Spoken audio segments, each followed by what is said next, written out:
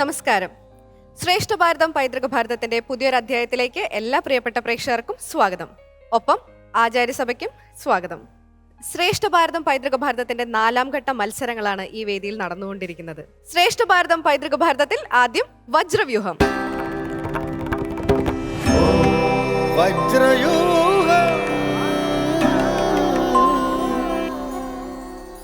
അങ്ങനെ നമ്മുടെ വജ്രവ്യൂഹത്തിന് വേണ്ടി എല്ലാവരും റെഡിയായി കഴിഞ്ഞു. അപ്പൊ നമ്മുടെ സ്കൂളുകളെ ക്ഷണിക്കേണ്ട സമയമായിരിക്കാണ്. അപ്പൊ നമുക്ക് ആദ്യത്തെ സ്കൂളിനെ സ്വാഗതം ചെയ്യാം. AKNM MAM HSS Kattukulam.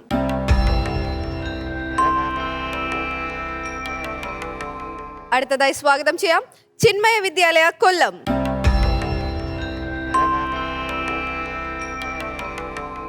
നമുക്ക് ആദ്യം എന്തായാലും പേര് പറഞ്ഞു തുടങ്ങാം. പേര് ഗോവിന്ദരാജ്.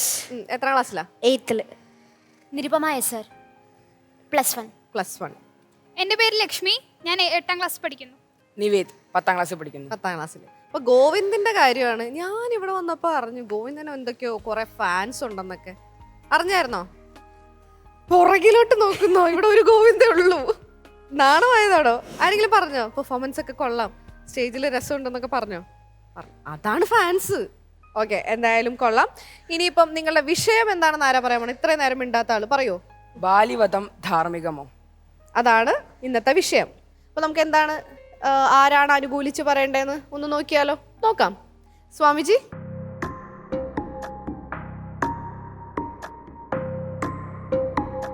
ചിന്മയ വിദ്യാലയം കൊല്ലം. ഓക്കെ, അപ്പോ ചിന്മയ വിദ്യാലയം കൊല്ലമാണ് അനുകൂലിച്ച് സംസാരിക്കേണ്ടത്. ഇനി അടുത്ത ചുറ്റും കൂടെ ഇവരുടെ ഒരു വിശ്വാസത്തിന് വേണ്ടി ഒന്ന് കാണിക്കാമോ? അതാ AKNM MAM പ്രതികൂലിച്ച് സംസാരിക്കണം. നിങ്ങളുടെ സംവാദത്തിന് നിങ്ങളെ മോഡറേറ്റ് ചെയ്യാനൊക്കെ ഞാനല്ല, വേറൊരാളാണ് വരുന്നത്. ആരായിരിക്കും? നമ്മുടെ ലക്ഷ്മി ടീച്ചറാണ് വരുന്നത്. ലക്ഷ്മി ടീച്ചർക്ക് വേറൊരു പ്രത്യേകതയുണ്ട്. ഈ ഒരു റൗണ്ടിൽ 20 മാർക്കിലാണ് ലക്ഷ്മി ടീച്ചർ മാർക്ക് ഇടുന്നത്. ബാക്കി രണ്ടുപേരും 10 മാർക്കിലോ. അതിന് ടോട്ടൽ 40 മാർക്കിലായിരിക്കും നിങ്ങളെ ജഡ്ജ് ചെയ്യുന്നത്. അപ്പൊ നമുക്ക് ലക്ഷ്മി ടീച്ചറെ വിളിച്ചാലോ? എന്താ ടെൻഷൻ ഉണ്ടോ?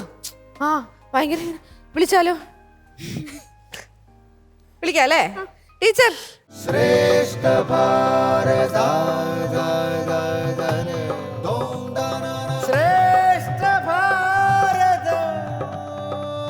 ഞാൻ എൻ്റെ കുട്ടികളെ ടീച്ചറെ ഏൽപ്പിച്ച് ഞാൻ അങ്ങോട്ട് പോവുകയാണ്. ഓക്കെ, തീർച്ചയായിട്ടും. Okay, all the very best. ഒരു സംവാദമാകുമ്പോൾ കൃത്യമായി ഇതൊരു ബഹളം വയ്ക്കുന്ന അല്ലെങ്കിൽ മറ്റൊരാളുടെ ആശയങ്ങളെ അടിച്ചിരുത്താനുള്ളൊരു വേദിയല്ല. നമ്മുടെ വാക്കുകൾ, നമ്മുടെ ആശയങ്ങൾ കൂടുതൽ ശക്തമായി അവതരിപ്പിക്കാനുള്ളൊരു ഇടമാണ്. അതുകൊണ്ട് തന്നെ നിങ്ങളുടെ മാർക്കിൽ പ്രധാനമായിട്ട് നമ്മൾ മാനദണ്ഡമാക്കുന്നത് നിങ്ങൾ എത്രമാത്രം ഈ ആശയത്തെ സാധൂകരിക്കാനുള്ള പോയിന്റുകൾ നിങ്ങൾ കൊണ്ടുവന്നു.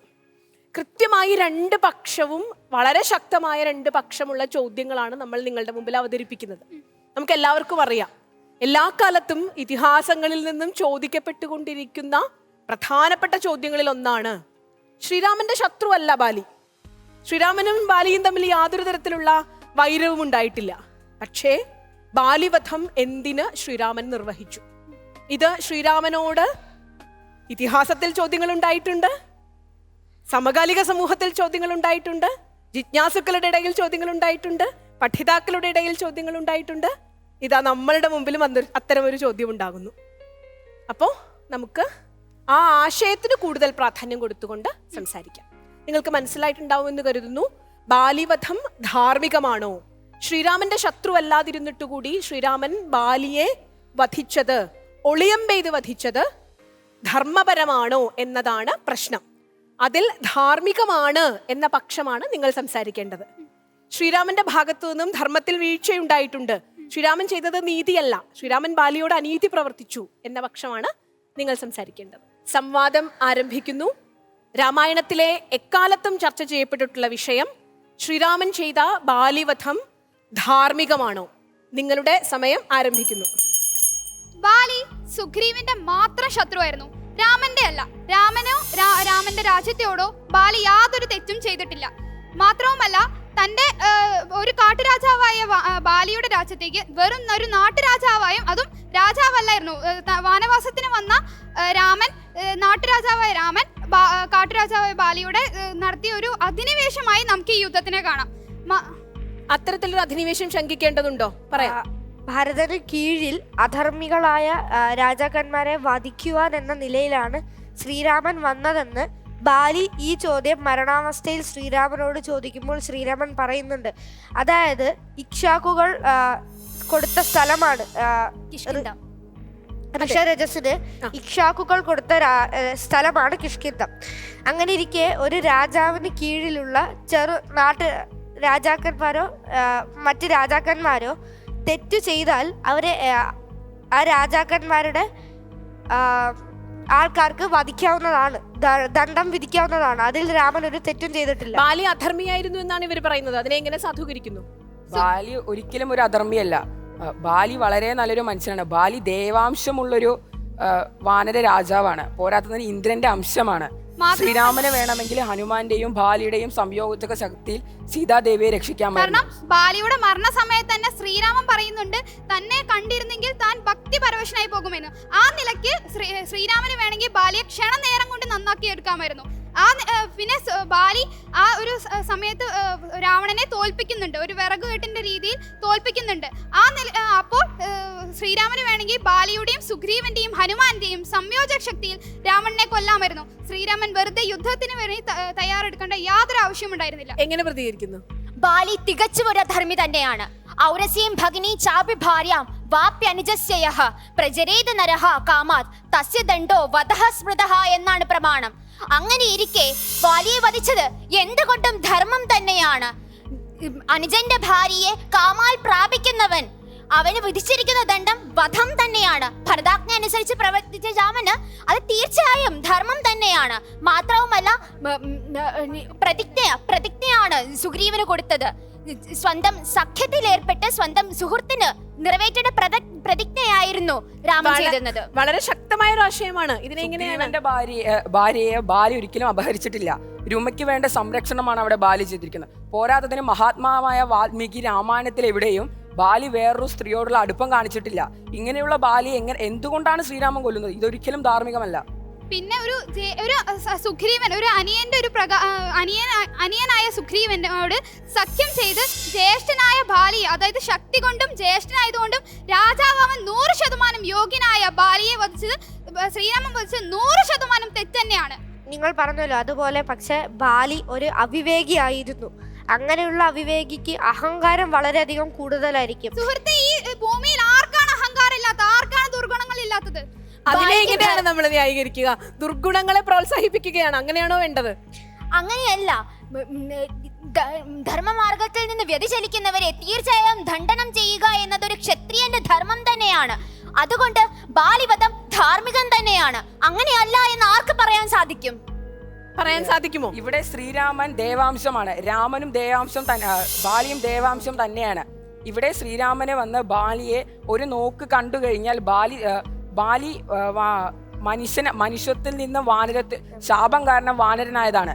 ഇവിടെ ശ്രീരാമന്റെ ഒരു ദർശനം കാരണം ബാലി തിരിച്ച് വാനരത്തിൽ നിന്ന് മനുഷ്യത്വം വന്ന് തിരിച്ചറിവ്. മനുഷ്യന്മാർക്ക് മാത്രമുള്ള പ്രത്യേകതയാണ് തിരിച്ചറിവ്. ആ തിരിച്ചറിവുള്ള ബാലിയെ ശ്രീരാമന് നന്നാക്കാമായിരുന്നു. ശ്രീരാമൻ ബാലിയുടെ ജീവൻ അപഹരിക്കുന്നതൊക്കെ എത്രയോ നല്ലതാണ്. ആ സ്വഭാവം തിരിച്ചു കൊടുക്കുന്നത്. ബാലിക്ക് അങ്ങനെ ഒരു അവസരം കൊടുത്തില്ല ശ്രീരാമൻ. അതിനെങ്ങനെയാണ് സുഹൃത്തെ, സുഗ്രീവന് തന്റെ രാജ്യവും തന്റെ പത്നിയും തിരിച്ചു കൊടുക്കുന്നതിലൂടെ സുഗ്രീവൻ തിരിച്ചൊരു പ്രത്യുപകാരം ചെയ്യും എന്ന് ശ്രീരാമൻ ഉറപ്പു പറയാം. എന്നാൽ ബാലിക്ക് ശ്രീരാമൻ ഉപകാരമൊന്നും ചെയ്യുന്നില്ല. അതുകൊണ്ട് തന്നെ ബാലി ശ്രീരാമനെ സഹായിക്കും എന്ന് ശ്രീരാമൻ ഉറപ്പു പറയാൻ പറ്റില്ല. അതും അല്ലാണ്ടിട്ട് ബാലി ഒരു വാനരമാണ്. വാനരം മൃഗസമരായിട്ടാണ് കണക്കാക്കപ്പെടുന്നത്. മൃഗത്തിനെ ക്ഷത്രിയന് ഒളിയമ്പ് ചെയ്തോ അല്ലാതെയോ വധിക്കാവുന്നതാണ്. അതൊരു പ്രധാനപ്പെട്ട പോയിന്റ് ആണ്. അങ്ങനെ വധിക്കാവുന്നതാണ്. ബാലി സുഗ്രീവന്മാർ ജനിച്ചത് മനുഷ്യരൂപത്തിലായിരുന്നു. തുടർന്ന് ശാപം കാരണമാണ് അവർ വാനരന്മാരായത്. മനുഷ്യനായി ജനിച്ചത് കൊണ്ട് മനുഷ്യത്വം അവരുടെ ഉള്ളിലുണ്ട്. അങ്ങനെയാണെങ്കിൽ ബാലി ഒരു വാനരനാണെങ്കിൽ ശ്രീരാമൻ എന്തിനാണ് സുഗ്രീവന്റെ അടുത്ത് സഖ്യം വെച്ചത്? സുഗ്രീവൻ ഒരു മൃഗമല്ലേ? ബാലിയും സുഗ്രീവനും മനുഷ്യത്വം ഉള്ളവരാണ്. അതുകൊണ്ട് ശ്രീരാമൻ ഒരിക്കലും ബാലിയെ വധിക്കാൻ പറ്റില്ല. ബാലി മൃഗമാണെന്ന് നിങ്ങൾ പറയുന്നെങ്കിൽ സുഗ്രീവനും അതുപോലെ തന്നെ വാനരനാണ്. നിങ്ങളുടെ ശക്തമായ പോയിന്റുകൾ പറഞ്ഞ് 2 മിനിറ്റ് കൊണ്ട് അവസാനിപ്പിക്കാം. വീണ്ടും ഞാൻ പറയുന്നു സുഹൃത്തെ, സീതാദേവി അപഹരിക്കുമ്പോൾ സീതയുടെ ആഭരണങ്ങൾ ലഭിക്കുന്നത് സുഗ്രീവനാണ്, ബാലിക്കല്ല.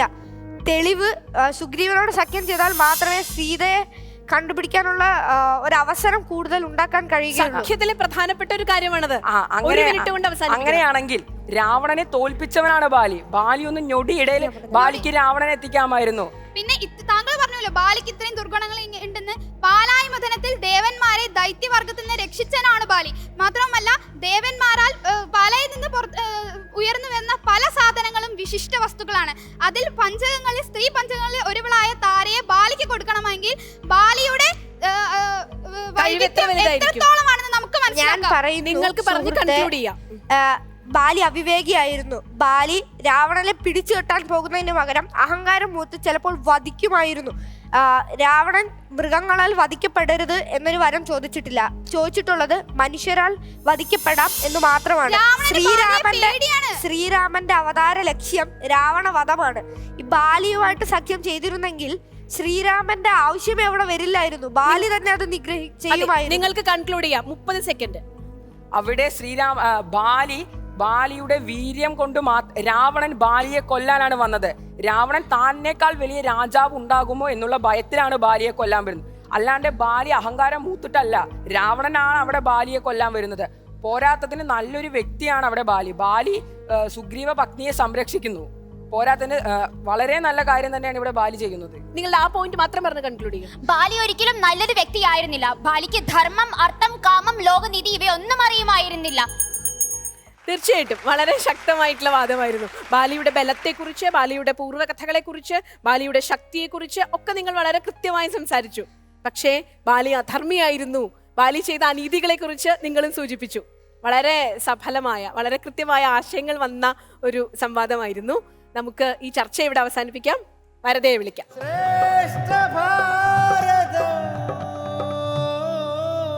എന്തൊരു ധർമ്മബോധമുള്ള കുട്ടികളാണ്. കൃത്യമായ പോയിന്റുകൾ കൊണ്ട്. ഞാൻ വിചാരിച്ചൊരു പാവം കുട്ടിയാന്ന് നമ്മുടെ ഗോവിന്ദരാജനെ കണ്ടപ്പോ. ഞാൻ പറഞ്ഞില്ലേ കുറെ ഫാൻസ് ഒക്കെ ഉണ്ട്. അതുകൊണ്ട് എങ്ങനെയാണ് സംസാരിക്കുന്നതെന്ന് പുറത്തുള്ളവരൊക്കെ നോക്കും. അതുകൊണ്ട് അവർക്ക് അതിന്റെ സുഹൃത്തെ ഞാൻ പറയുന്നത് കേൾക്കൂ. ആ സുഹൃത്തെ വിളി ഒരു രക്ഷയില്ലായിരുന്നു കേട്ടോ. ഇവിടെ നിന്നും ഉണ്ടായിരുന്നു ഒരു സുഹൃത്തെ. എല്ലാം വളരെ മനോഹരമായിരുന്നു. എന്തായാലും thank you so much teacher. അപ്പൊ ഗോവിന്ദരാജ് ഫാൻസിന് വേണ്ടിയായിരുന്നോ ഫുൾ പവർ? സ്കൂളിന് വേണ്ടി. സ്കൂളിൽ ഫാൻസ് ഇല്ലേ? ഉണ്ട്.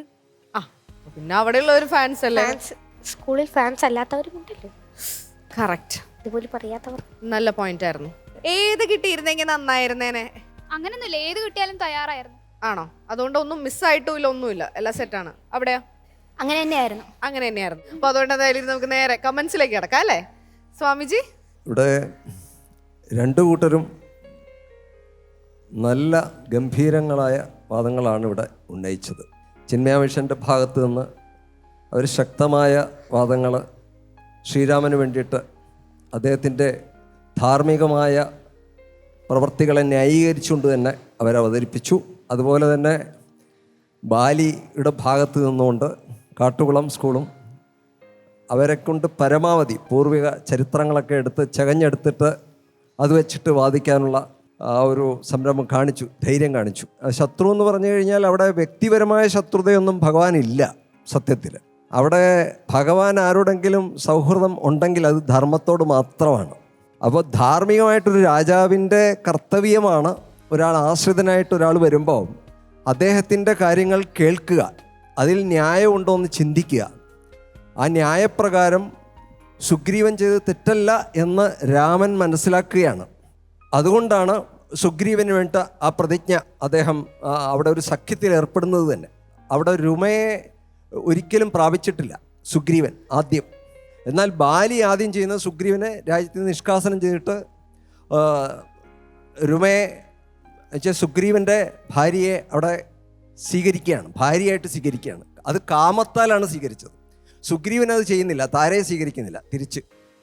അത് നമുക്ക് കാണാൻ സാധിക്കുന്നുണ്ട് ആദ്യം. പക്ഷേ രണ്ടാമത് ബാലി അനുവദിച്ചു കൊടുക്കുന്ന സംരക്ഷണയിൽ വിടുന്ന സമയത്താണ് സുഗ്രീവൻ സ്വീകരിക്കുന്നത്. അത് ധർമ്മമായിട്ട് മാറുകയാണ് അവിടെ. അപ്പോൾ അവിടെ ധർമ്മം എന്നുള്ള ഒരു കൺസെപ്റ്റ് മാത്രമേ ശ്രീരാമനിൽ നമുക്ക് കാണാൻ സാധിക്കുന്നുള്ളൂ. നന്ദി സ്വാമിജി. രാധാകൃഷ്ണൻ സർ, ഡിബേറ്റ് വാദിച്ച് ജയിക്കുന്നതാണ്. ആ വാദിച്ച് ജയിക്കുന്ന കലയിൽ രണ്ട് കൂട്ടരും ഒപ്പത്തിനൊപ്പം തന്നെ നിന്നു എന്നാണ് എനിക്ക് തോന്നിയിട്ടുള്ള കാര്യം. അതിനാൽ ഞാൻ ഈ കുട്ടികൾ ആദ്യമേ തന്നെ അഭിനന്ദിക്കുകയാണ്. ബാലിവധം അത്ര നല്ല കാര്യമായിട്ട് വാൽമീകിക്ക് പോലും അഭിപ്രായം ഉണ്ടായിരുന്നില്ല. വ്യാസനും വാൽമീകിയും ഒരുപോലെ നിരീക്ഷിച്ചിട്ടുള്ള കാര്യം, രാമൻ്റെ യശസ്സിന് ബാലിവധം കളങ്കമാണ് എന്ന് മഹാഭാരതത്തിൽ വ്യാസനും ഉത്തര രാമായണത്തിൽ ഭവഭൂതിയും ഒരുപോലെ തന്നെ പറഞ്ഞിട്ടുണ്ട്. കാരണം ബാലി തന്നെ ചോദിക്കുന്നുണ്ട്, ഞാൻ നിങ്ങളുടെ ശത്രുവല്ല, ഞാൻ ധർമ്മമനുസരിച്ച് രാജ്യം ഭരിച്ചുകൊണ്ടിരിക്കുന്ന ഒരാളാണ്. അനുജനെ പുറത്താക്കി എന്നാണ് വാദം എന്നുണ്ടെങ്കിൽ അത് പ്രതിജ്ഞ ലംഘിച്ചതിൻ്റെ അടിസ്ഥാനത്തിലാണ്. ഇനി മൂന്നാമത് പറയുന്നത്, ഒരു മൃഗം എന്ന നിലയ്ക്ക് എന്നെ കൊന്നതാണെങ്കിൽ ശാഖാമൃഗമാണ് ഞാൻ, ആ മാംസം ഭക്ഷ്യയോഗ്യമല്ല, പിന്നെ അങ്ങ് എന്തിനു കൊന്നു എന്നാണ്. ആ ചോദ്യം ബാലി തന്നെ ചോദിക്കുന്നുണ്ട്. അതിനാകെ പറയുന്നൊരു കാര്യം, ഞാൻ ധർമ്മ സംരക്ഷണത്തിന് വേണ്ടി കോദണ്ഡരാമനായി ഇറങ്ങിയതാണ് എന്നുള്ളതാണ്. അക്കാര്യം പറയുമ്പോൾ ദണ്ഡകാരണ്യത്തിലേക്ക് രാമലക്ഷ്മണന്മാരും സീതയും പ്രവേശിക്കുന്ന സന്ദർഭത്തിൽ സീത രാമനെ ഉപദേശിക്കുന്നുണ്ട്, അങ്ങ് ഈ ആയുധമെടുത്ത് ദണ്ഡകാരുണ്യത്തിലേക്ക് പോയി കഴിഞ്ഞാൽ അങ്ങയുടെ സ്വഭാവം അനുസരിച്ചിട്ട് അങ്ങ് അതിക്രിയ ചെയ്യാൻ ഇടയുണ്ട്, അതുകൊണ്ട് ആയുധം എടുക്കരുത് എന്ന് പറയുന്നുണ്ട്. എത്ര വളരെ ദീർഘദൃഷ്ടിയോട് കൂടിയാണ് സീത അത് പറയുന്നത്. ഇനി അധർമ്മമാണ് ബാലി ചെയ്തത്, കാരണം അത് പറയുന്ന ഒറ്റ ന്യായമുള്ളൂ. ആ ന്യായം എന്താണെന്ന് വെച്ച് കഴിഞ്ഞാൽ അനിയൻ്റെ ഭാര്യയെ പ്രാപിച്ചു എന്നുള്ളതാണ്. അനിയൻ്റെ ഭാര്യയെ പ്രാപിച്ചത് ശരിയാണെന്നുണ്ടെങ്കിൽ, തെറ്റാണെന്നുണ്ടെങ്കിൽ ചേട്ടൻ്റെ ഭാര്യയെ പ്രാപിച്ചതും തെറ്റാണ്. ഇത് തെറ്റാണെന്നും വൃത്തികെട്ടവനാണെന്നും എന്തും ചെയ്യാൻ മടിയില്ലാത്തവനാണ് മറ്റേ ബാലിയുടെ അനുജൻ എന്നുള്ള കാര്യം ബാലിയുടെ മകൻ സീതാന്വേഷണത്തിന് വേണ്ടി പോയി ഈ വഴി കാണാൻ കഴിയാതെ ആ കടലോരത്ത് ഇരിക്കുന്ന സമയത്ത് ഈ ആരോപണം ഉന്നയിക്കുന്നുമുണ്ട്. അപ്പം അതുകൊണ്ട് ന്യായവും അന്യായവും വെച്ചുകൊണ്ട് സംസാരിക്കാൻ പറ്റില്ല എന്നുള്ളത് കൊണ്ടാണ് ധർമ്മത്തെക്കുറിച്ച് മാത്രം എപ്പോഴും ആലോചിക്കുകയും ധർമ്മത്തിൻ്റെ ഗതിവിഗതികളെ ഏറ്റവും സൂക്ഷ്മമായി അവതരിപ്പിക്കുകയും ചെയ്ത രണ്ട് ഇതിഹാസകാരന്മാരും ഈ ബാലിവധം രാമൻ്റെ സ്വഭാവത്തിന് യശസ്സിന് ഗ്ലാനി വരുത്തി എന്ന് പറഞ്ഞിട്ടുള്ളത്. എന്തായാലും നിങ്ങൾ ഒരു ഡിബേറ്റിൽ രണ്ടു കൂട്ടരും അവരവർക്ക് പറയാനുള്ള ഭാഗങ്ങൾ സ്വാമിജി ഇവിടെ സൂചിപ്പിച്ച രീതിയിൽ കെട്ടക്ക് ആരാണ് മെച്ചം എന്ന് പറയാൻ കഴിയാത്ത വിധത്തിൽ തന്നെ അവതരിപ്പിച്ചിട്ടുണ്ട്. ഒരിക്കൽ കൂടി അഭിനന്ദനങ്ങൾ. Thank you sir. Lakshmi teacher? വളരെ വളരെ ശക്തമായ വാദങ്ങൾ ഉന്നയിച്ചുകൊണ്ട് വളരെ രസമായിരുന്നു നിങ്ങളുടെ ഡിബേറ്റിന്റെ ഭാഗമാവാനായിട്ട്. കാരണം രണ്ടു കൂട്ടർക്കും കൃത്യമായ നിലപാടുകൾ ഉണ്ടായിരുന്നു. ഇവിടെ എനിക്ക് പലപ്പോഴും കൗതുകമായിട്ട് തോന്നിയിട്ടുള്ളത്, രാധാകൃഷ്ണൻ സാറൊക്കെ ആ വിഷയം പലപ്പോഴും സംസാരിച്ചിട്ടുണ്ട്. സഖ്യം എന്ന് പറയുന്നത് ആരോടാണ് വേണ്ടത്? നമ്മളെപ്പോഴും പ്രബലനോടാണ് സഖ്യം ചെയ്യേണ്ടത്. അങ്ങനെയാണെങ്കിൽ രാമൻ ബാലിയോടായിരുന്നു സഖ്യം ചെയ്യേണ്ടിയിരുന്നത്. ബാലി ധീരനായിരുന്നു. ബാലി തന്നെ പറയുന്നുണ്ട്, രാവണനെ ഇല്ലാതാക്കി സീതയെ ഞാൻ കൊണ്ടുവന്ന് തന്നേനെ. അപ്പൊ ഇതൊരു രാഷ്ട്രതന്ത്രപരമായ ഒരു ചോദ്യം കൂടിയുണ്ട്. പ്രബലനോടാണോ സമനോടാണോ സഖ്യം? പ്രബലനായിരുന്നു ബാലി, പക്ഷേ അവസ്ഥ വെച്ചുകൊണ്ട് രാജ്യം രണ്ടുപേർക്ക് നഷ്ടപ്പെട്ടു. അവസ്ഥ വെച്ചുകൊണ്ട് സമനായിരുന്നു സുഗ്രീവൻ. ഇവിടെ രാമന്റെ തീരുമാനം പ്രബലനോടല്ല സമനോടാണ് സഖ്യം ചെയ്യേണ്ടത് എന്നതായിരുന്നു. അപ്പോൾ രാമായണം മുന്നോട്ട് വെക്കുന്ന ഒരു ആശയധാര കൂടി നമുക്ക് ഈ സഖ്യത്തിൽ നിന്നും തിരിച്ചറിയാൻ സാധിക്കുമെന്ന് തോന്നുന്നു. വളരെ സഫലമായ സംവാദം. അഭിനന്ദനങ്ങൾ. Thank you teacher. അപ്പൊ നല്ല കമന്റ്സ് ആണ് കേട്ടത്. ഇനിയിപ്പോ നേരെ മാർക്സിലേക്ക് പോയാലോ? ചോദിക്കാം. സ്വാമിജി, ഔട്ട് ഓഫ് 10 ഓരോ സ്കൂളിനും 9 ഫോർ ചിന്മയ വിദ്യാലയം, ചിന്മയ വിദ്യാലയ 9, 8.5 ഫോർ കാട്ടുകുളം. ഓക്കെ. AKNM HSSന് 8.5 ആണ്. രാധാകൃഷ്ണൻ സർ? രണ്ടുപേർക്കും 8.5 മാർക്ക് വെച്ചു. 8.5 മാർക്ക് രണ്ട് സ്കൂളുകാർക്കും. Teacher, out of 20? എനിക്ക് രണ്ടുപേരുടെയും വാദം ഒരേപോലെ ശക്തമായി അനുഭവപ്പെട്ടു. അതുകൊണ്ട് രണ്ടുപേർക്കും 18.5 മാർക്ക്. 18.5 മാർക്ക്. ഓക്കെ. അപ്പൊ നമുക്ക് ടോട്ടൽ കിട്ടിയിരിക്കുന്നത് ചിന്മയ വിദ്യാലയത്തിന് 36 മാർക്കും AKNM MAMന് കിട്ടിയിരിക്കുന്നത് 35.5. ആകെ ഒരു 0.5 ഡിഫറൻസേ ഉള്ളൂ. കുഴപ്പമില്ല, നമുക്ക് അടുത്ത റൗണ്ടിൽ പിടിക്കാം അല്ലേ? ഇതെല്ലാം ഹാപ്പി അല്ലേ രണ്ടു കൂട്ടരും? അപ്പം ഇങ്ങനെ ഇപ്പം നമ്മൾ ഹാപ്പി ആയിട്ട് നിൽക്കുന്ന സാഹചര്യത്തിൽ നമ്മൾ ആദ്യം തന്നെ പറഞ്ഞു, നിങ്ങളുടെ സ്കൂളിനായിരുന്നു കഴിഞ്ഞ പ്രാവശ്യം അല്ലെ ഫസ്റ്റ് പ്രൈസ് കിട്ടിയിട്ടുണ്ടായിരുന്നത്. അപ്പോൾ അവിടെ ഭയങ്കര പ്രശസ്തനായിട്ട് ഒരാളുണ്ടല്ലോ നമ്മുടെ ഇവിടെ വന്നിട്ട് അല്ലേ, ഈ വേദിയിൽ വന്നിട്ട്. അദ്ദേഹം പറഞ്ഞിരിക്കുന്നത് ഈ പുള്ളിക്കാരൻ്റെ ജീവിതത്തിൽ ശ്രേഷ്ഠ ഭാരതം ഭയങ്കരമായിട്ട് ഇൻഫ്ലുവൻസ് ചെയ്തിട്ടുണ്ടെന്നോ. അപ്പോൾ ശ്രീരാഗ് എന്നാണ് പേര് പുള്ളിയുടെ, ഓർമ്മയില്ലേ? അപ്പോൾ ശ്രീരാഗിന് എന്തെങ്കിലും പറയാനുണ്ടോ എന്ന് നമുക്ക് ചോദിച്ചാലോ? ശ്രീരാഗ് ഇവിടെയുണ്ട്, നമുക്ക് വിളിക്കാം. അപ്പോൾ ശ്രേഷ്ഠ ഭാരതം പൈതൃക ഭാരതത്തിന്റെ ഈ ഒരു വേദിയിലേക്ക് ഒരിക്കൽ കൂടി സ്വാഗതം ചെയ്യാണ് ശ്രീരാഗ്. ആദ്യത്തെ ചോദ്യം, ജരാസന്ധൻ എന്ന പേര് വരാനുള്ള കാരണം എന്ത്? ജര എന്ന രാക്ഷസിയാൽ സന്ധിക്കപ്പെട്ടവൻ എന്നതുകൊണ്ട്. ഉത്തരം ശരിയാണ്, 10 മാർക്ക്. രണ്ടാമത്തെ ചോദ്യം, ജരാസന്ധന്റെ പിതാവാര്? ബൃഹദ്രഥൻ. ശരിയാണോ സർ? ഉത്തരം ശരിയാണ്, വീണ്ടും 10 മാർക്ക്. കൃഷ്ണ ഭഗവാനെ, അങ്ങയുടെ മുന്നിൽ തുറക്കപ്പെടാത്ത ഹൃദയങ്ങളുണ്ടോ? ഈ സൂര്യപുത്രന്റെ ഹൃദയവ്യഥ അങ്ങേ കരുവുള്ളതാണല്ലോ. അനിവാര്യമായ ഈ ഏറ്റുപറച്ചിലിന് സർവസാക്ഷിയായ നമ്മുടെ പിതാവിൻ്റെ സാന്നിധ്യം നമുക്ക് കരുത്തു പകരുന്നു. Sreerag, welcome back. നമ്മൾ ആദ്യമായിട്ടാണ് നേരിട്ട് കാണുന്നത്, പക്ഷേ ഈ ഒരു സ്കൂള് ജയിച്ചതിനെ കുറിച്ചും നിങ്ങളുടെ കുറേ കഥകളൊക്കെ നമ്മൾ കേട്ടിട്ടുണ്ട്. അപ്പം ഇപ്പൊ ഈ സ്കൂളിൽ ഇല്ല. ഇപ്പൊ എവിടെയാ പഠിക്കുന്നത്? ഇപ്പോൾ ഞാൻ ബിടെക് ഫസ്റ്റ് ഇയർ ആണ്, IIT മദ്രാസിൽ mechanical engineering. Oh, very good.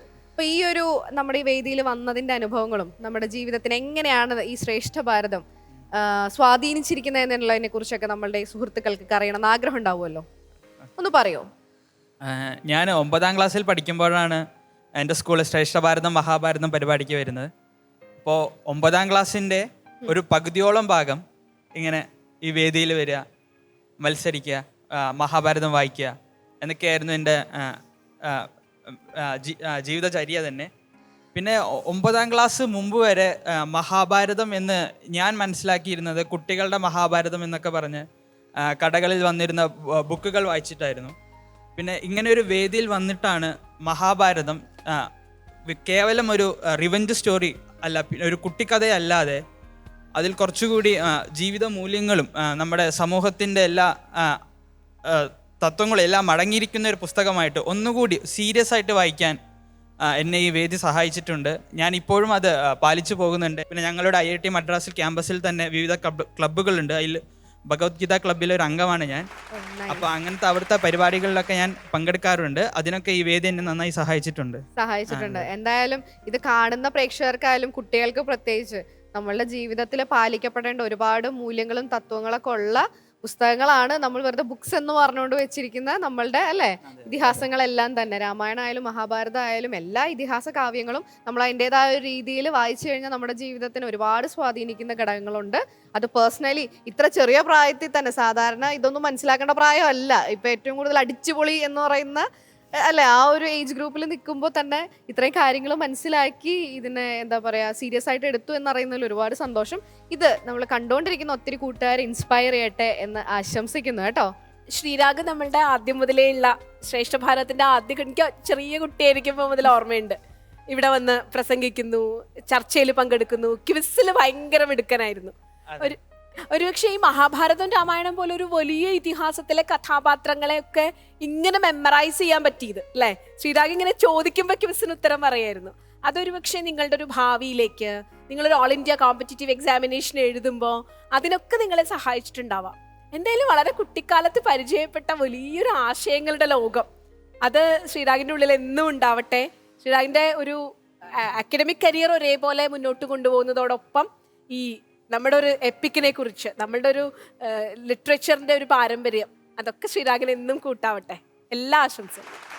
Thank you teacher. എന്തായാലും Sreerag, thank you so much. നമ്മളുടെ ഒരു ഇൻവിറ്റേഷൻ ഇതാക്കിയിട്ട് ഇവിടെ വന്ന് എല്ലാവരെയും ഇൻസ്പയർ ചെയ്തതിന് താങ്ക് യു. അപ്പോൾ ഇനി ഫ്യൂച്ചറിനും എല്ലാവിധ ആശംസകളും. Thank you. അങ്ങനെ നിങ്ങളുടെയൊക്കെ ചേട്ടൻ അല്ലേ, ചേട്ടൻ പോയി കഴിഞ്ഞു. എന്തായാലും നല്ലൊരു റൗണ്ട് തന്നെയായിരുന്നു ഇത്. അപ്പോൾ നമ്മുടെ വജ്രവ്യൂഹം ഇവിടെ അവസാനിക്കുകയാണ്. ഇനി നമുക്ക് പോകാം മകരവ്യൂഹത്തിലേക്ക്.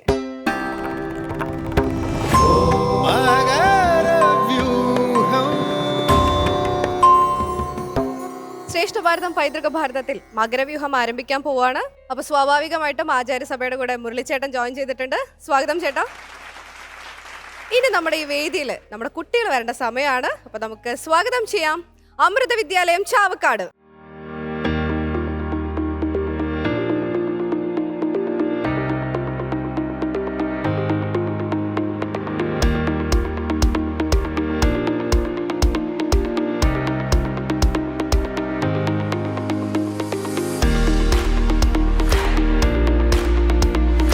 നമസ്കാരം, ഞങ്ങൾ അമൃത വിദ്യാലയം ചാവക്കാടിലെ വിദ്യാർത്ഥിനികളാണ്. ഞങ്ങളുടെ ശ്രേഷ്ഠ ഭാരതത്തിൽ ക്യാരക്ടർ റൗണ്ടിൽ ദുര്യോധനന്റെ ഭാവങ്ങളാണ് അവതരിപ്പിക്കാൻ പോകുന്നത്. ഞാൻ സഖ്യവും ലയദാഷ്ട്യവും അമൃത വീര്യവുമാണ് ചെയ്യാൻ പോകുന്നത്. ഞങ്ങൾ ഇതിനു വേണ്ടിയിട്ട് ഹെൽപ്പ് ചെയ്തത് ഞങ്ങളുടെ മലയാള അധ്യാപകരും ഗിരിജ ടീച്ചറുമാണ്. ഞങ്ങൾക്ക് എന്നിട്ട് ചെയ്യാൻ പറ്റുമെന്ന് വിശ്വസിക്കുന്നു.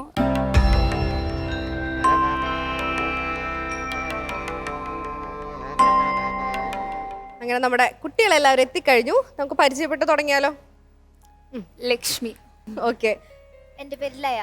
ലയ. ഓക്കെ. ആദ്യമായിട്ടാണ്. ആണ്. ഓക്കെ. എത്രാം ക്ലാസ്സിലായിരുന്നു മോള്? ഞാൻ +1. +1. ഞാൻ +1.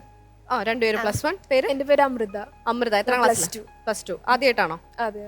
അപ്പൊ 3 പേരും ആദ്യമായിട്ടാണ് നിങ്ങളുടെ സ്കൂളിൽ നിന്ന് വരുന്നത് അല്ലേ? അതെന്താ നിങ്ങളൊക്കെ വരാൻ കാരണം?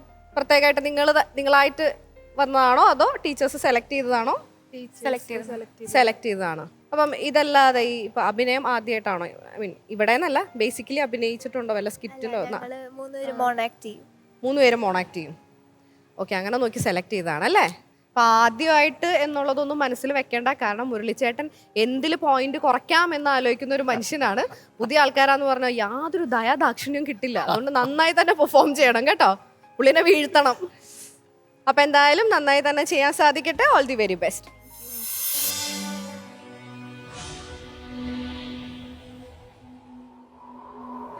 ആശ്ചര്യം! കർണന്റെ ആയുധവിദ്യയിലുള്ള സാമർത്ഥ്യം പ്രശംസനീയം തന്നെ. നമ്മുടെ കുരുവംശത്തില് കർണനുമായുള്ള സഖ്യം ഒരു മുതൽക്കൂട്ടാണ്. ഹേ മഹാബാഹോ, കർണ, അങ്ങേക്ക് സ്വാഗതം.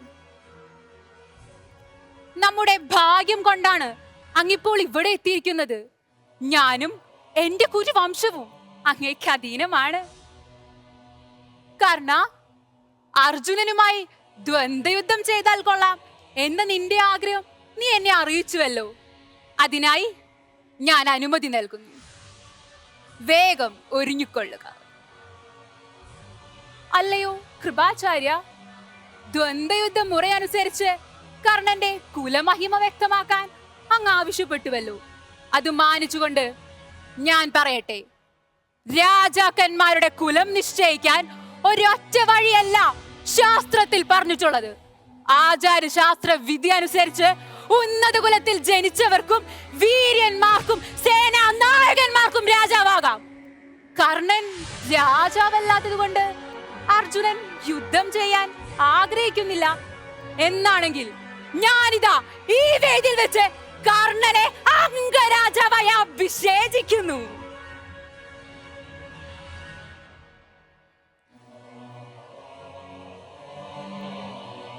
കർണ, നീയുമായി ആ ജന്മസഖ്യത്തിന് ഞാൻ ഇച്ഛിക്കുന്നു.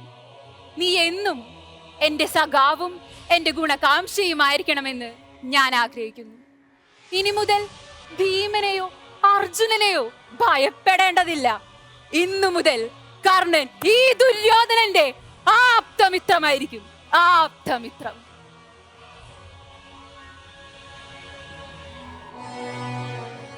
വരൂ വിതുര, വേഗം പോയി പാണ്ഡവ പത്നിയായ പാഞ്ചാലിയെ ഇങ്ങോട്ട് കൂട്ടിക്കൊണ്ടുവരൂ.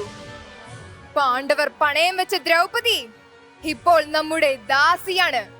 അവൾ ഇവിടെ വന്ന് ഈ സഭാഗൃഹമെല്ലാം വൃത്തിയാക്കട്ടെ. ഹേ വിതുര, അങ്ങെന്താണ് ഈ വിധം കുതർക്കം പറയുന്നത്? നമ്മുടെ അഭിവൃദ്ധിയിൽ അങ്ങേക്ക് തീരെ താല്പര്യമില്ലെന്ന് തോന്നുന്നു.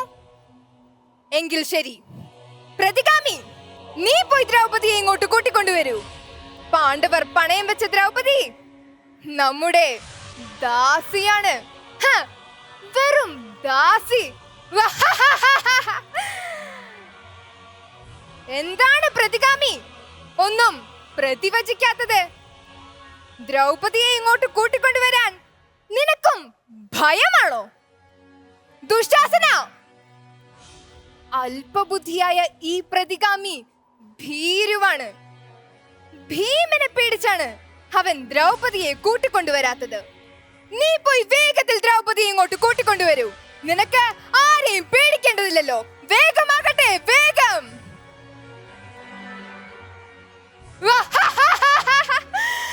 വളരെ ഗംഭീരമായിരിക്കുന്നു ദുശാസന. പാഞ്ചാലിയുടെ കരിമുകിലൊത്ത തലമുടി ചുറ്റിപ്പിടിച്ചു കൊണ്ടുവരുന്നത് കാണാൻ വളരെ വളരെ ഗംഭീരം. പാഞ്ചാലിയുടെ ധിക്കാരത്തിന് ഇതു തന്നെയാണ് ഉചിതം. പാഞ്ചാലി, നീ ഇപ്പോൾ മഹാരാജ്ഞിയോ മഹാലക്ഷ്മിയോ ഒന്നുമല്ല. ഞങ്ങളുടെ വെറും ദാസിയാണ് നീ. ഈ സഭാങ്കണം വൃത്തിയാക്കാൻ നിനക്ക് സാധ്യമല്ല, അല്ലേ? സാധ്യമാകുമോ എന്ന് ഞാൻ കാണിച്ചു തരാം. 5 ഭർത്താക്കന്മാരോട് കൂടിയിരിക്കുന്ന ഇവളുടെ നഗ്നത എല്ലാവരും കണ്ടു രസിക്കട്ടെ. ദുശാസന, ഈ ദാസിയെ വിവസ്ത്രയാക്കി മാറ്റൂ.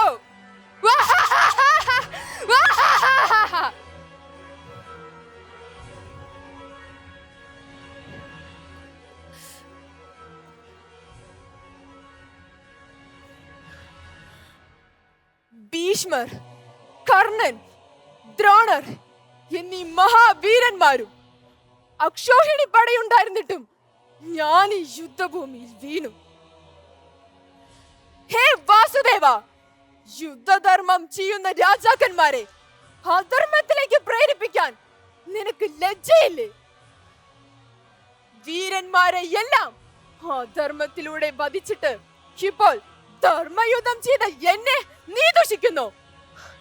നിനക്ക് നാണമില്ലേ ഇങ്ങനെ ധർമ്മമൂർത്തിയായി നടിക്കുവാൻ? ധർമ്മം അനുഷ്ഠിക്കുകയാണെങ്കിൽ നിങ്ങൾക്ക് ജയം സിദ്ധിക്കുമോ? ഹേ കൃഷ്ണ, എന്റെ ഈ വീഴ്ചയിൽ എനിക്ക് ദുഃഖമില്ല. കാരണം ഒരു മനുഷ്യന് അനുഭവിക്കാൻ കഴിയുന്ന എല്ലാ സുഖങ്ങളും സുഭിക്ഷമായി ഞാൻ അനുഭവിച്ചു. ധാരാളം ദാനം ചെയ്തു. എന്നിട്ടും ഞാൻ എന്ത് കാര്യം ചെയ്തു എന്നാണ് നീ പറയുന്നത്? ലക്ഷണമൊത്ത കുതിരകളിൽ ഞാൻ സഞ്ചരിച്ചു. ശത്രുക്കളോട് ധീരമായി പൊരുതി നിലംപതിച്ചു. ഇത്രയും ഉത്തമമായ ഒരു അന്ത്യം വേറെ ഏത് രാജാവിനാണ് ലഭിക്കുക? ഹേ അച്യുത, ഞാൻ എന്റെ സുഹൃത്തുക്കളും സഹോദരങ്ങളോടും കൂടി സ്വർഗത്തിൽ സുഖിച്ചു വാഴും.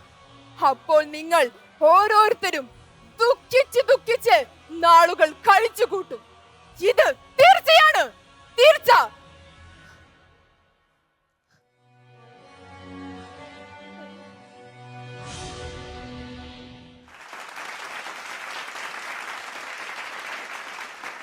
എങ്ങനെയുണ്ടായിരുന്നു ചെയ്തിട്ട്? സെൽഫായിട്ട് എന്ത് തോന്നി? കുഴപ്പമില്ല. ഇത് കഴിഞ്ഞാലെങ്കിലും ഒന്ന് ചിരിച്ചുകൂടോ? അപ്പൊ ആ ടെൻഷനൊക്കെ മാറിയല്ലോ പെർഫോം ചെയ്തതിന്റെ. അവിടെ എങ്ങനെ ഉണ്ടായിരുന്നു? ഹാപ്പി? എന്തായാലും നേരെ കമന്റ്സിലേക്ക് കിടക്കുവാണേ. സ്വാമിജി, 3 പേരും നന്നായിട്ട് ആ കഥാപാത്രത്തോട് അനുയോജ്യമായ രീതിയിൽ അതിൻ്റെ നീതി പുലർത്തി എന്നാണ് തോന്നുന്നത്. എന്തായാലും വളരെ സന്തോഷമുണ്ട്. ഇവിടെ സഖ്യത്തിൽ നമുക്ക് കാണാൻ സാധിക്കുന്നത് ദുര്യോധനൻ്റെ സഖ്യമെല്ലാം പാണ്ഡവരോടുള്ള വിരോധത്തിൽ നിന്ന്, അല്ലെങ്കിൽ അതിന് ശക്തമായ തനിക്ക് ജീവിതത്തിലെ ഏറ്റവും വലിയ ശത്രുക്കളായ പാണ്ഡവന്മാരെ നശിപ്പിക്കണമെന്നുള്ള ആഗ്രഹത്തിന് പറ്റിയ ഒരാളെ ഒരു സാഹചര്യത്തിൽ കിട്ടിയെന്നുള്ളത് കൊണ്ടാണ് ആ സഖ്യം ഉണ്ടായത്. അതുകൊണ്ട് ആ സഖ്യത്തിൻ്റെ പിന്നിൽ ഒരു സതുദ്ദേശം ഉണ്ടായിരുന്നില്ല എന്നുള്ളതാണ് നമുക്ക് മനസ്സിലാക്കാൻ സാധിക്കുന്നത്. ധാർഷ്ട്യം പാഞ്ചാലിയുടെ വസ്ത്രാക്ഷയവുമായിട്ട് ബന്ധപ്പെട്ടിട്ടാണ് ദുര്യോധനെ കാണിക്കുന്നത്. ഒരു സ്ത്രീയെ, ഒരു സാധു സ്ത്രീയെ, അല്ലെ രാജകുമാരിയായ സ്ത്രീയെ ഒരു പൊതുസഭയിൽ വെച്ച് അവഹേളിക്കുവാനുള്ള ഉത്തേജനം കർണനും കൊടുക്കുന്നുണ്ട്. അവിടെ കർണൻ്റെ കൂടെ പ്രോത്സാഹനമാണ് ദുര്യോധനന് അത് ചെയ്യാനുള്ളൊരു വലിയൊരു പ്രേരണ കിട്ടിയത് അവിടെ. അപ്പം അത് ലോക ചരിത്രത്തിൽ തന്നെ ഏറ്റവും ഒരു ഹീനമായ പ്രവൃത്തിയാണ് ദുര്യോധൻ്റെ ഈ ധാർഷ്ട്യം എന്ന പ്രവൃത്തിയിലൂടെ നടക്കുന്നത്. പിന്നെ അവസാനത്തെ വീരഭാഗം, ആ ഒരു ഭാവം തന്നെ നോക്കിയാൽ ദുര്യോധനന് അവസാനത്തെ ആ വീരഭാവം, താൻ ഏത് കാര്യത്തിൽ ഉറച്ചു നിന്നോ അത് അവസാനം വരെയും പുള്ളി അതിൽ പിടിച്ചു നിന്നു എന്നുള്ളതാണ്. ആ വീരഭാവമൊക്കെ നമുക്ക് കാണാൻ സാധിക്കുന്നത് അവിടെയാണ്. അവിടെ ആ വീരഭാവം കൊണ്ടായിരിക്കണം അദ്ദേഹം ഏതൊരു ദൃഢനിശ്ചയം എടുത്തുവോ അതിനുവേണ്ടി ജീവിതം അവസാനിക്കുന്ന അവസാന ശ്വാസം വെടിയുന്ന സമയത്ത് പോലും അതിൽ ഉറച്ചു നിന്നു എന്നുള്ളതാണ്. ആ ദൃഢനിശ്ചയത്തെ ആയിരിക്കണം ഒരുപക്ഷെ ദേവവൃഷ്ടിയായിട്ട് അവിടെ കാണിക്കുന്നത്. അവസാനം ദുര്യോധനൻ പറയുമ്പോൾ കൃഷ്ണൻ പോലും തലതാഴ്ത്തി എന്ന് പറയുന്ന ഒരു സന്ദർഭം വ്യാസൻ സൃഷ്ടിച്ചിട്ടുണ്ട് അവിടെ. അപ്പോൾ അദ്ദേഹം ആ ഒരു കഥാപാത്രം, നമ്മളിപ്പോൾ ഒരു നാടകത്തിൽ കഥാപാത്രത്തോട് നീതി പുലർത്തുന്നത് പോലെ ഈ വിശ്വമാകുന്ന ഒരു പ്രപഞ്ചവേദിയിൽ ആ ഒരു ദുഷ്ടതയാർന്ന ഒരു കഥാപാത്രത്തെ അതിൻ്റെ പരമാവധിയിൽ അതിനോട് നീതി പുലർത്തി എന്ന് വേണം പറയാൻ. അത് ഒരു ആസുരിക ധർമ്മമാണ്. ആ ആസുരിക ധർമ്മത്തിൽ നീതി പുലർത്തിയിട്ടാണ് ദുര്യോധന അവസാനം തൻ്റെ ശരീരം വെടിയുന്നത്. ഒരുപക്ഷെ അതായിരിക്കും അവിടെ പുഷ്പവൃഷ്ടി പോലും നടത്തുന്നതിന് കാരണമായി തീർന്നത്. പക്ഷേ അത് ലോകത്തിനുള്ളൊരു നല്ല സന്ദേശമല്ല, ഇതിൽ നമുക്ക് പഠിക്കാനുള്ളൊരു പാഠമാണ്. നമുക്കതിൽ നിന്ന് തിരുത്താനുള്ള ഒരുപാട് അവസരങ്ങളുണ്ട് ഇത്തരം കഥാപാത്രങ്ങളിൽ നിന്ന്. തീർച്ചയായിട്ടും നിങ്ങൾ വളരെ ഗംഭീരമായിട്ട് ചാവക്കാട് അമൃത വിദ്യാലയം ഇത് അവതരിപ്പിച്ചു. എല്ലാവർക്കും അഭിനന്ദനങ്ങൾ. നമസ്കാരം. നന്ദി സ്വാമിജി. രാധാകൃഷ്ണൻ സർ, നിങ്ങൾ ഈ കഥാസന്ദർഭങ്ങൾ തിരഞ്ഞെടുത്തത് ഗംഭീരമായി എന്ന് പറയാതിരിക്കാൻ നിർവാഹമില്ല.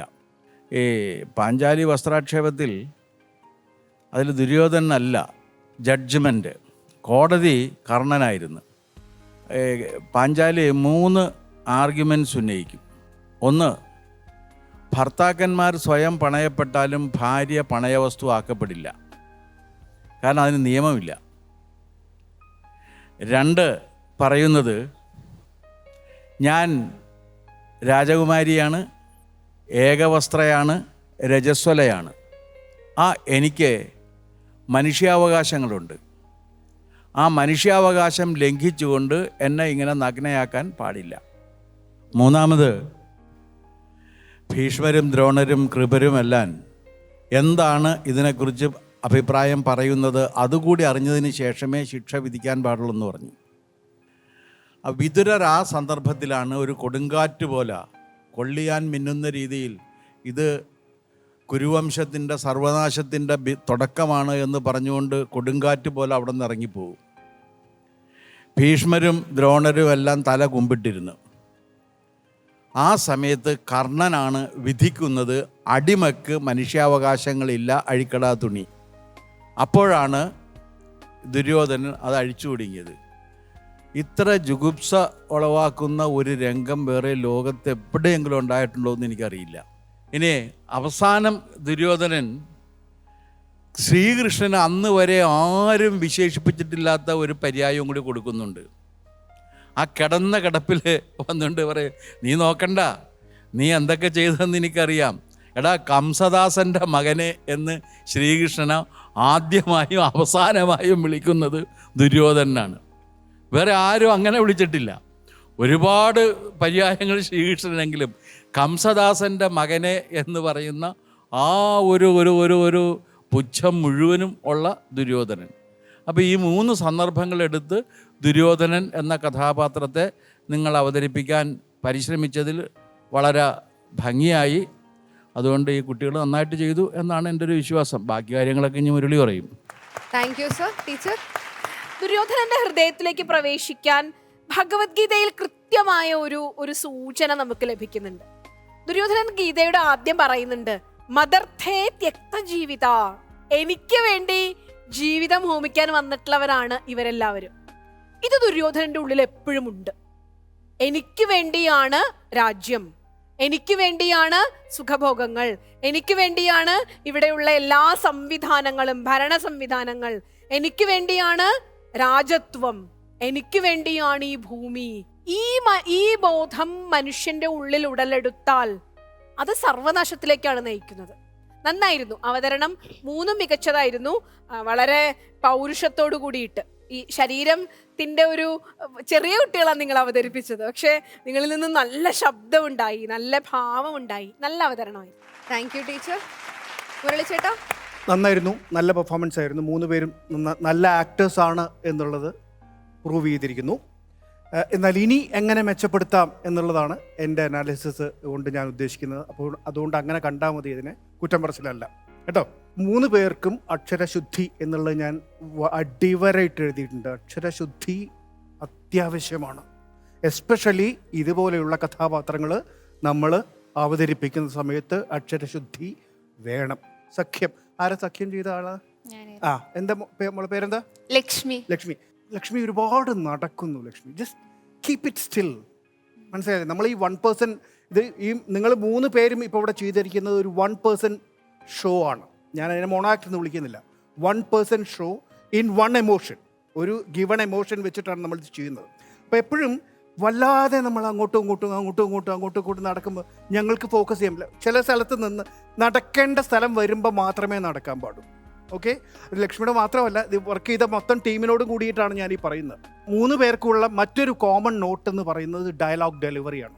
അതും നിങ്ങളുടെ കുറ്റമല്ല കേട്ടോ, നിങ്ങളുടെ കുറ്റമേ അല്ലത്. അത് നമ്മൾ കണ്ട് ശീലിച്ച നാടകങ്ങളുടെ കുഴപ്പമാണത്. അത്രയും നാടകീയമാണ് പറയുന്നത്. നാടകീയമാക്കരുത് അതിനെ. നമ്മൾ ജീവിതത്തോടടുത്ത് നിൽക്കണം. ഡയലോഗ് ഡെലിവറി മനുഷ്യൻ വർത്തമാനം പറയുന്ന പോലെ ആയിരിക്കണം, മനുഷ്യൻ സംസാരിക്കുന്ന പോലെ ആയിരിക്കണം. അല്ലെങ്കിൽ നാടകത്തിൽ കണ്ട പോലെ ഫാൾസ് ആക്ടിങ് എന്നാണ് ഞാൻ അതിനെ വിളിക്കുന്നത്. മനസ്സിലായില്ലേ? എന്താണ് പറയൂ എന്നൊക്കെ പറയുന്നത് അങ്ങനെ ജീവിതത്തിൽ ആരും സംസാരിക്കില്ല, നാടകത്തിൽ മാത്രമേ സംസാരിക്കുള്ളൂ. നമ്മളൊരിക്കലും ജീവിതത്തിൽ അങ്ങനെ സംസാരിക്കില്ല. അപ്പോൾ ജീവിതത്തിൽ ഉള്ളതുപോലെ തന്നെ വരണം. അപ്പോൾ അതൊന്ന് നോട്ട് ചെയ്യണം. 3 പേരും നല്ല ആക്ടേഴ്സാണ് കേട്ടോ, അതുകൊണ്ടാണ് അത് പ്രത്യേകിച്ച് നോട്ട് ചെയ്യണം എന്ന് ഞാൻ പറയുന്നത്. നൗധാഷ്ട്യം അല്ലേ, അതാരാ ചെയ്ത്? എന്താ പേര്? ലയ നന്നായിരുന്നു. നല്ല ആ എമോഷൻ ഉണ്ട്. പിന്നെ 3 പേരും ലയയിലേക്ക് ഞാൻ വരാം. 3 പേരും ദുര്യോധനിലേക്ക് കുറച്ചുകൂടി പോകണം. ദുര്യോധനനാവുകയാണ് നമ്മൾ ചെയ്യണം. മനസ്സിലാവുന്നുണ്ടോ? നമ്മൾ ദുര്യോധനാവുകയാണ്, ദുര്യോധനായിട്ട് അഭിനയിക്കുകയല്ല. ആഗമേ നമ്മൾ ദുര്യോധനനാവണം അല്ലേ? ആ കഥാപാത്രമായി മാറുക എന്നുള്ളത് അടുത്ത സ്റ്റെപ്പാണ്. അവിടെയാണ് അതിൻ്റെ ഒരു സൃഷ്ടി കിടക്കുന്നത്. അതിലേക്ക് നിങ്ങൾ എത്തുന്നതേ ഉള്ളൂ.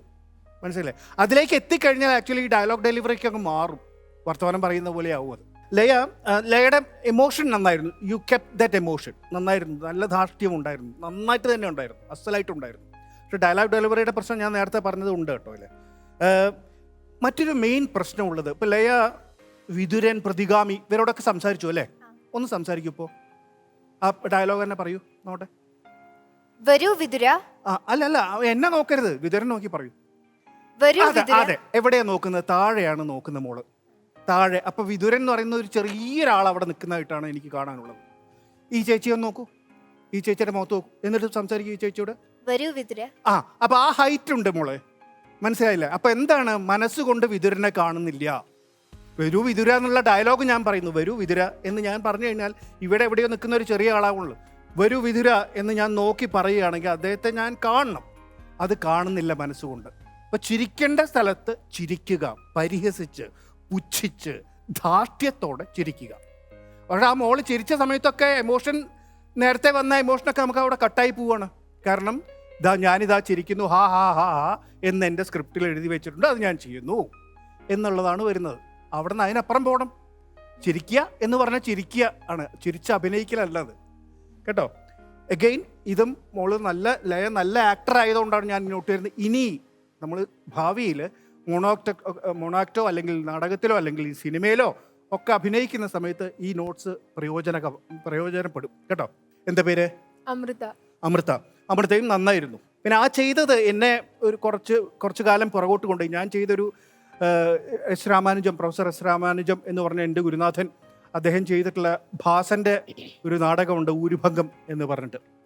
ഊരുഭംഗത്തിലെ ഒരു പീസാണത്. ഊരുഭംഗത്തിൽ പക്ഷെ ഞാൻ ചെയ്തത് ദുര്യോധനനല്ല, അശ്വത്ഥാമാവാണ് ഞാൻ ചെയ്തത്. അവസാനം ഒരു 10 മിനിറ്റ് വരുന്ന ഒരു കഥാപാത്രമാണ് ഞാൻ ചെയ്തത്. അപ്പോൾ അതുകൊണ്ട് തന്നെ എനിക്ക് കുറച്ചൊരു നൊസ്റ്റാൾജിയൊക്കെ തോന്നി അത് ചെയ്ത സമയത്ത്. Okay, all the best for the next venture. Thank you very much. Thank you Murali ചേട്ടാ, നല്ല കമന്റ്സ് ആണ് കേട്ടത്. അപ്പോൾ മാർക്സ് ചോദിച്ചാലോ? Swamiji, out of 10? 8 out of 10. Radhakrishnan sir? 7 out of 10. Teacher? 7.5. 7.5 out of 10. ഈ ഒരു റൗണ്ടിൽ മുരളി ചേട്ടൻ നിങ്ങൾക്ക് 20 മാർക്കിലായിരിക്കും മാർക്ക് ഇടുന്നത്. മുരളി ചേട്ടൻ ഔട്ട് ഓഫ് 20 20-ൽ 14 മാർക്ക്. 14 മാർക്ക്.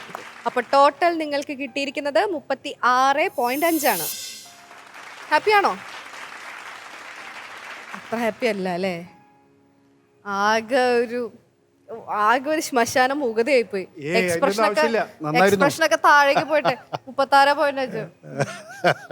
അല്ല കുഴപ്പമില്ല, എന്തോ വലിയ കുഴപ്പമില്ല. നമുക്ക് അടുത്തിനി റൗണ്ടുകൾ കിടക്കല്ലേ, ബെറ്ററാക്കാനുള്ള അവസരങ്ങൾ കിടക്കാം. എത്ര ടിപ്സാ തന്നത് എല്ലാവരും കൂടെ.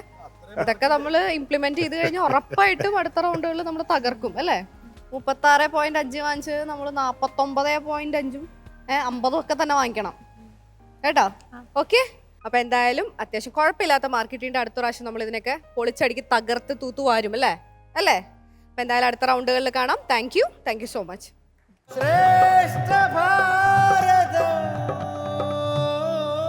ശ്രേഷ്ഠ ഭാരതം പൈതൃക ഭാരതത്തിന്റെ ഇന്നത്തെ എപ്പിസോഡ് ഇവിടെ പൂർണ്ണമാവുകയാണ്. ഇന്നത്തെ എപ്പിസോഡിൽ ആദ്യം തന്നെ നമ്മൾ ബാലി വധത്തിലെ ധർമ്മവിചാരങ്ങൾ എന്ന വിഷയത്തെ ആസ്പദമാക്കിയുള്ള ഒരു ഡിബേറ്റ് ആണ് ആദ്യം കണ്ടത്.